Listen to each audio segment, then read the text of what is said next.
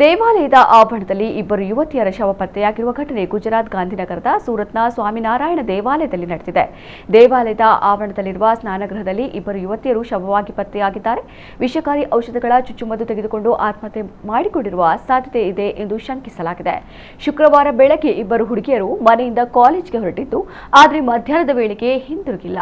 ಬಳಿಕ ಮಾಹಿತಿ ತಿಳಿದ ಪೊಲೀಸರು ಹುಡುಕಾಟ ಆರಂಭಿಸಿದ್ದು, ಫೋನ್ಗಳ ಲೊಕೇಶನ್ ಆಧರಿಸಿ ದೇವಾಲಯದ ಸಂಕೀರ್ಣದಲ್ಲಿ ಕೊನೆಯದಾಗಿ ಇದ್ದ ಸ್ಥಳವನ್ನು ಪೊಲೀಸರು ಪತ್ತೆ ಹಚ್ಚಿದರು. ಶನಿವಾರ ಮುಂದುವರೆದ ಹುಡುಕಾಟದಲ್ಲಿ ಅವರ ಸ್ಕೂಟರ್ಗಳು ನಿಂತಿರುವುದು ಕಂಡುಬಂದಿದೆ. ದೇವಾಲಯದ ಸುತ್ತಮುತ್ತಲಿನ ಸಿಸಿಟಿವಿ ದೃಶ್ಯಾವಳಿಗಳಲ್ಲಿ ಹುಡುಗಿಯರು ಸ್ನಾನಗೃಹದ ಕಡೆಗೆ ನಡೆದುಕೊಂಡು ಹೋಗುತ್ತಿರುವುದು ಕಂಡುಬಂದಿದೆ. ಪೊಲೀಸರು ಸ್ಥಳಕ್ಕೆ ತಲುಪಿದಾಗ ಲಾಕ್ ಆಗಿದ್ದ ಸ್ನಾನಗೃಹದ ಬಾಗಿಲನ್ನು ಒಡೆದು ಒಳನುಗ್ಗಿದಾಗ ಹುಡುಗಿಯರು ಸತ್ತಿರುವುದು ಕಂಡುಬಂದಿದೆ. ಅವರ ದೇಹದ ಬಳಿ ಬಿದ್ದಿದ್ದ ಒಂದು ಸಿರಿಂಜ್ ಮತ್ತು 3 ಬಾಟಲಿ ವಿಷಕಾರಿ ಔಷಧಗಳನ್ನು ವಶಪಡಿಸಿಕೊಳ್ಳಲಾಗಿದೆ.